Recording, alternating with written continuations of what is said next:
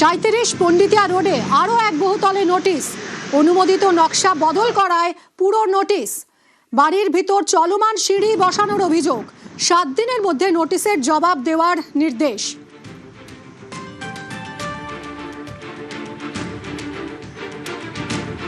এই মুহূর্তে দাঁড়িয়ে রয়েছি 37 পণ্ডিতিয়া রোডের সামনে, যেখানে এই বিল্ডিং এই নির্মাণ, সেই নির্মাণেও বেশ কিছু অসঙ্গতি রয়েছে, নির্মাণে বেশ কিছু বেআইনি কার্যকলাপ হয়েছে বলেও কলকাতা পুরসভার তরফ থেকে নোটিশ জারি করা হয়েছে।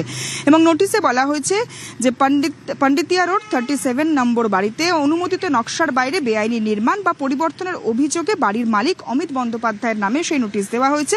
এবং কলকাতা পুরসভার দাবি, কলকাতা পুরসভার আইনের 401 নম্বর ধারায় এই বেআইনি অংশ 7 দিনের মধ্যে ভেঙে ফেলতে হবে, অথবা তা কেন ভাঙা হবে না তার কারণ দর্শাতে হবে।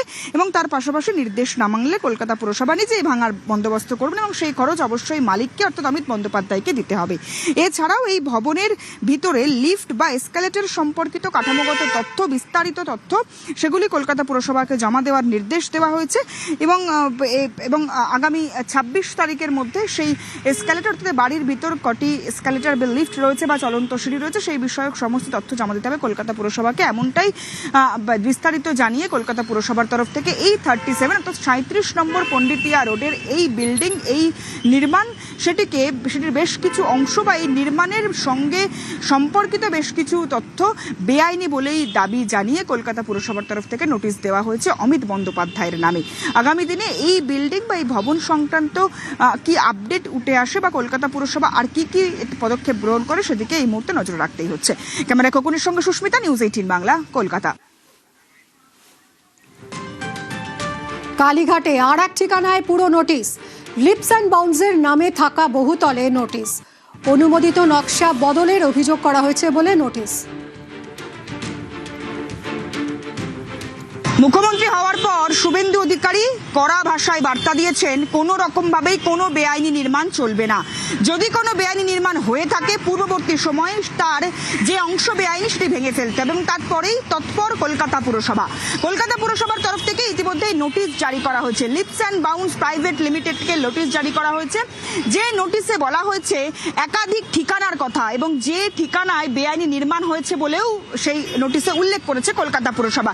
দাঁড়িয়ে রয়েছে 121 নম্বর কালীঘাট রোড, যে 121 নম্বর কালীঘাট রোডেও কলকাতা পুরসভার তরফ থেকে বেআইনি নির্মাণের অভিযোগ তুলে নোটিশ জারি করা হয়েছে।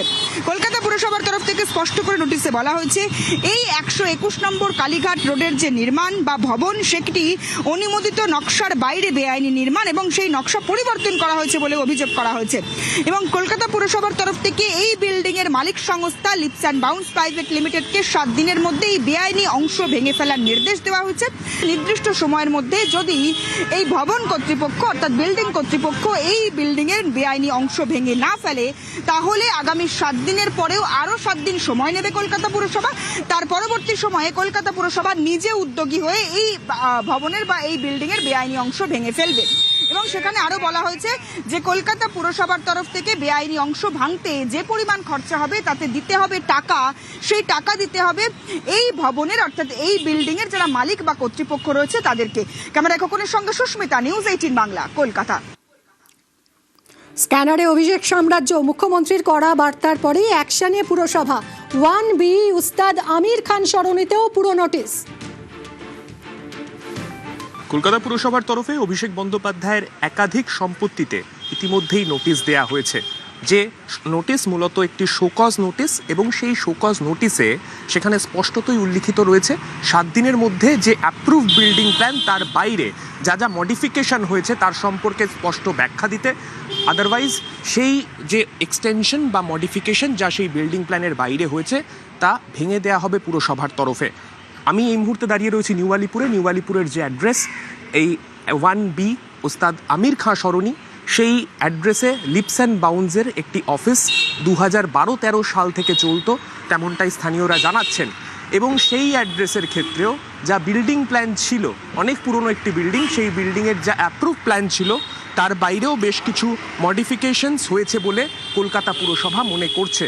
এবং ঠিক সেই কারণে এক্ষেত্রেও তারা একটি নোটিশ সার্ভ করেছে এবং সেই নোটিশের ভিত্তিতে ইতিমধ্যেই কলকাতা পুরসভা তাদের যা কার্যপ্রণালী রয়েছে অর্থাৎ 7 দিনের মধ্যে তার উত্তর তলব করার পরে যদি পরবর্তীতে কোনো উত্তর না মেলে সেক্ষেত্রে তা ভেঙে দেওয়ার কাজ হবে, তেমনটাই কিন্তু কলকাতা পুরসভার তরফে জানতে পারা যাচ্ছে। ক্যামেরায় বিপুল ঘোষের সঙ্গে সান্নিক ঘোষ, নিউজ 18 বাংলা, কলকাতা।